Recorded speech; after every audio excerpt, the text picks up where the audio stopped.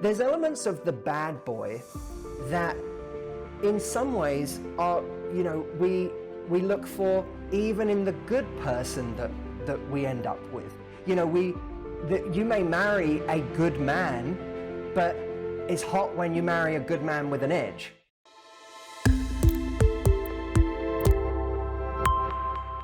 Even in the right people, we look for elements of the bad boy to exist occasionally and at the right moments, even if only in the bedroom.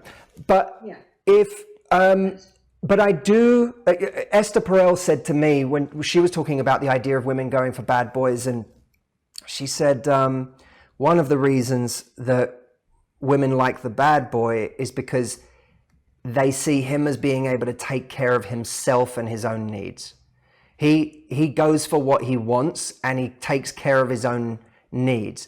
And that allows her to focus on herself and her needs without having to be a caretaker for him.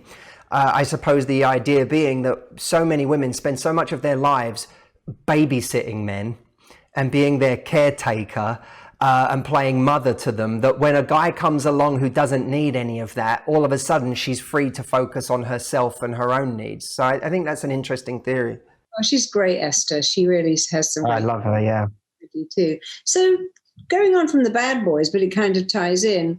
Why do you think people ignore the red flags and say, I didn't really like this person? They might say the sex was red hot and amazing, but they didn't really have anything in common, or they've seen this person be rude to a waiter or rude to their own children. But they still see them. So why do you think we ignore the red flags and say this person isn't necessarily nice? They've got some really unattractive qualities, but you've chosen to ignore them. Why do you think that is?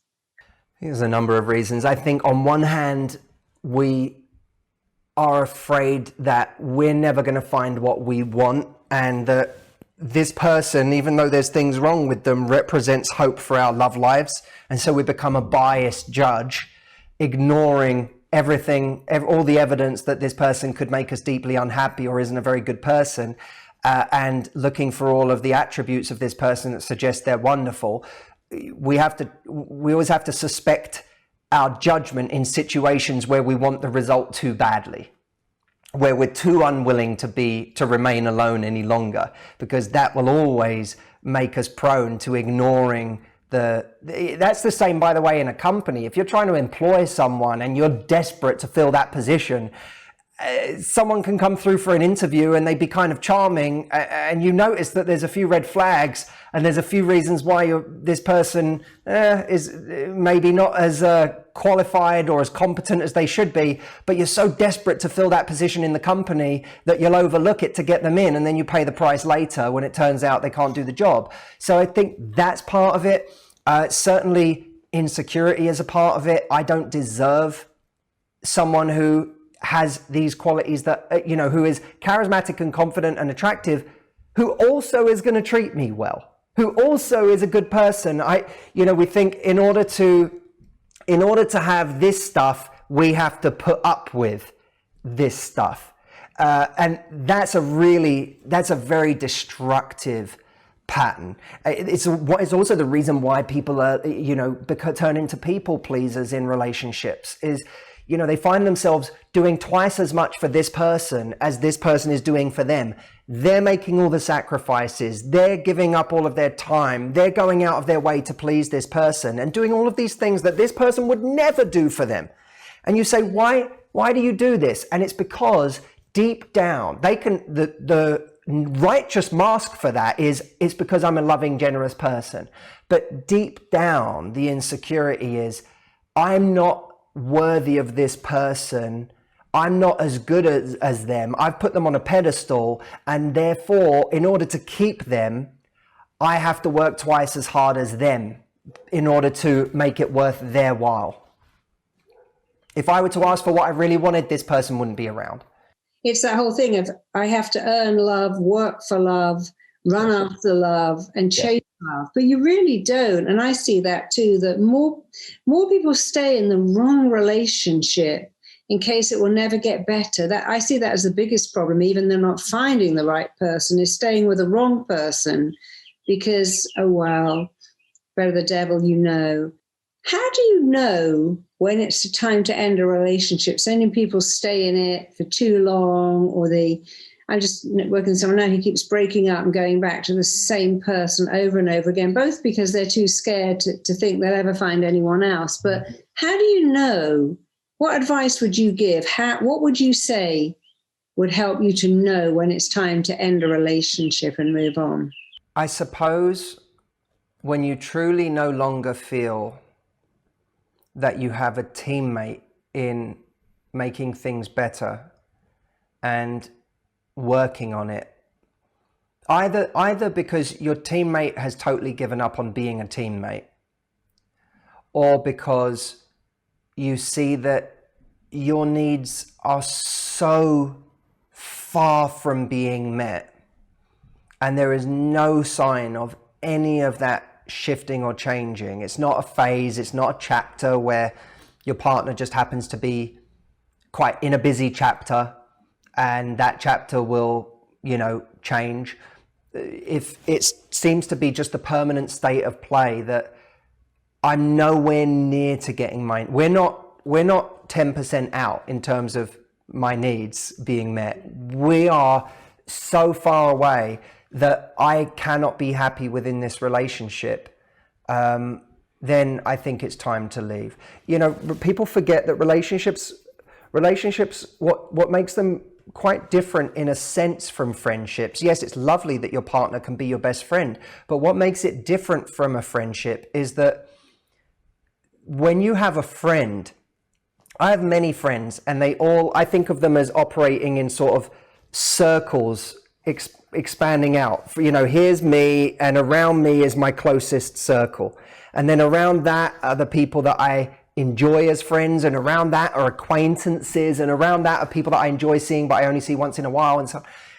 And when a friend, let's say, who I deemed to be my close friend, no longer feels like a close friend, or we're not really investing in each other anymore, they may drift into a different circle, into a more outer layer, and that's okay, because more friends can come into the inner circle. Friends shift and change and move, and that's natural and that's healthy, and we can develop more friends. But in a monogamous relationship, we can't develop more lovers. Yeah. And so if we're a mile away from having any of our needs met within a romantic context, there's not just a romantic tribe that we can go to diffuse those feelings and spread them out amongst the community. And so I just think that's where it comes down to how close am I to getting my needs met? Is it possible on the horizon? And do I have a teammate who actually looks like they're willing to get there? Because that idea of, I think it was Jacob M. Broad who said, consider how hard it is to change yourself, and you'll realize how foolish it is to think that you can change somebody else. That's such an important idea. Most people woke up at the beginning of this year on January 1st and said, I want to get a better body this year. Most people did that, and most people didn't. They were motivated to do it and they still didn't do it. So now imagine trying to get your partner to change over something they're not even motivated to change. Yeah, that is hard, that many people go into a relationship planning to change the other person, when, of course, we have to remember Billy Joel's song, don't go changing to try to love you just the way you are. And, my daughter's just getting married to this amazing guy. I honestly couldn't have picked anyone better. And I remember saying to her, darling, when you're looking for a husband or a boyfriend, don't overlook kindness. We get so into, they're so fit and they're so good looking and they're so something. And yet sometimes we sort of get so caught up with a hot and heavy sex, which is very compelling in itself. But you've got to think of, who am I going to spend my life with, and what kind of qualities do I require in the person I'm going to spend my life with? And I'm very lucky. I have an amazing husband, but his qualities are he's so funny. He can make me laugh, and he's immensely kind, and he's so intelligent. And those are the things that make a relationship last. If you're sick, if you've got a problem, if, your parents have just died and you have someone who is kind, last year my little cat got attacked. It was in the jaws of two dogs. And my husband was amazing. They're my cats, they're not his. He actually got his hand in their mouths. He got them out. And then he crawled under this crawl space to find my little cat. And then he took her to the vet. And then he paid this eye-watering fee of like, I don't know, $5,000. He said, it's okay, babe, because you love her. And I thought, well, that's so amazing. I didn't think I could love him more. But when he showed me in that day how kind he was, that he would put his own hands at risk to rescue my little kitten, that he'd crawl under a crawl space with a torch in the middle of the night because she'd hidden in fear. And then he paid the bill. And, we really underestimate kindness. You want to spend your life with someone who is kind. Yeah. I think funny is the biggest turn on, but also someone interesting that you can talk to. I mean, you can't have sex, no matter how good it is, nature, because you've been doing that for 2 years. I'm now going to turn that sex drive right off because you must have made a baby the amount of time you've been in bed together. And now I'm going to turn that right down because you've got to get out of that bed and start looking after that baby. And, you really need to look at the long, not the short term, that your heart does a flip and you have all this, that he's a rebel and I love him or whatever. You really need to look at, can you spend your life with this person? Have they got the qualities that you want to spend your life with? Then you have to think of the kind of person you want. What do they want? I think what you just said, Marisa, is fantastically important.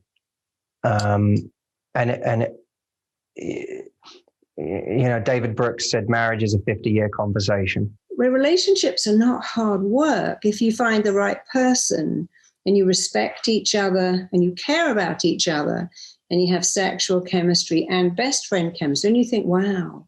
And at the times occasionally when my husband does annoy me, I always imagine my life without him. And immediately I think, oh no, I'm so lucky. And then I get myself out of that.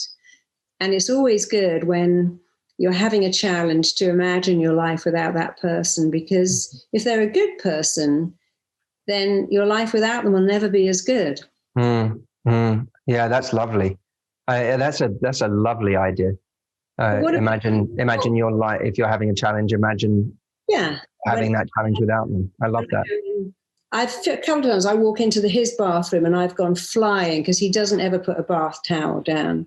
And he's got his little hand. We have separate bathrooms. I think that's one of the keys to a great relationship. I go in there to pick up his stuff. And occasionally I've said to him, well, that's really annoying. But he still does it. But then I have to remember, he doesn't do that intentionally. But yeah, imagining my life without him always makes me realize how lucky I am to have him. Yeah. But tell me, I'm telling you my little secrets that make my relationship really work. But what are yours? What would you say your 3 top tips for mastering your mind in order to have a great relationship? It's a horrible thing when we make our partner feel judged for the way that they are. And I think that it's very easy to do that when they're different from us, when they don't think in quite the same way as us. It's very easy to make them feel judged. And it's very important what you just said about your husband. You said it very offhand, but it's so profoundly important. It's not as if he means to do that, that the leaving the floor wet, it's not like it's a conscious or intentional thing. It happens to be a difference in the way he does things or where his focus goes. It goes to a different place. And we're very quick to, a friend of mine, he's in his 40s now, but he said through his 30s, he was always looking for everything in a person. And every time he would let go of someone and he'd say, no, they're not quite there. And I feel like, I can get everything. And his mum once said to him, what is it you're looking for? And he said to his mum, well, I want everything. I want to find someone who has it all. And she said to him, I hate to break it to you, darling, but you're not perfect.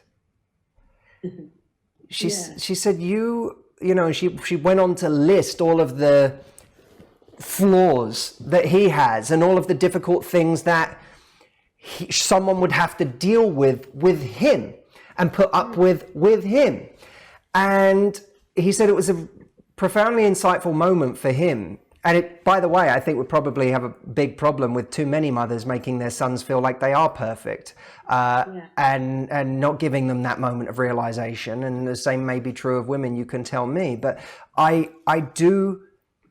think that we have to go in with a sense of humility that there may be lots of things, while I'm sitting here judging this person I'm in a relationship with over this thing, there may be plenty that I do every day they don't judge me for, that they accept about me while I'm here judging them for this thing. So I think that being compassionate towards our partner, seeing the best in them and regularly echoing back to them the best in them and elevating it, whilst at the same time soothing some of the more difficult parts of them. I think the right partner for us is the one who doesn't agitate our worst components, who can soothe some of those parts of us that in different relationships grew into monsters, and yet with this person in front of us, somehow they don't feel as raw.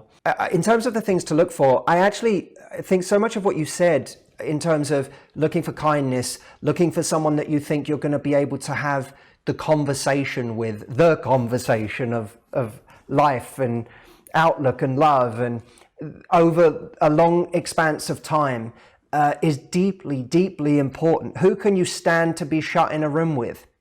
You're not just who can I leave the house with? Who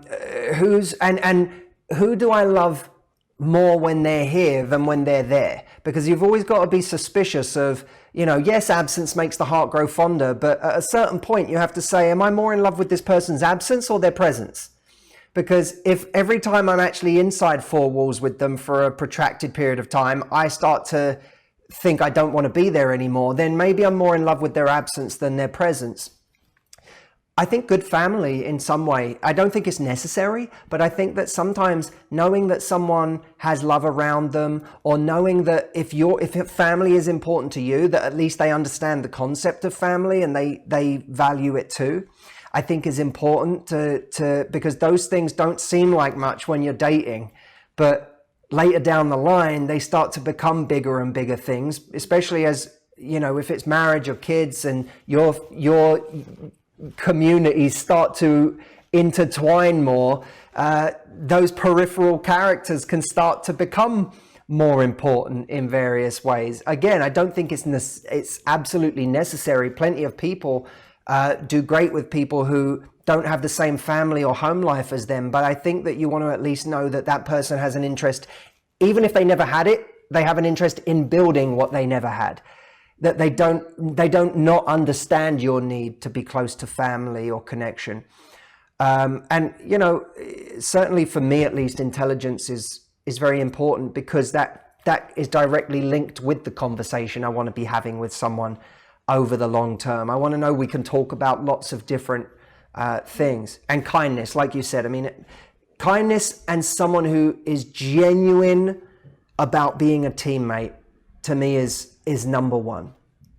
Because if you've got a true teammate, if you've got someone who's willing to work with you through difficult things, and even through your difficult things, that is invaluable, because you won't be a saint. You will do things wrong. You will screw up. You will say the wrong thing. But when someone shows compassion, even for some of your worst sides, doesn't mean that they agree with them, and it doesn't mean that they make excuses for them. But if someone can show compassion and empathy for your neurosis, your fears, the things the monsters you have in your head, then you can heal together. And I think that's one of the best properties of a relationship. Check out my next video here.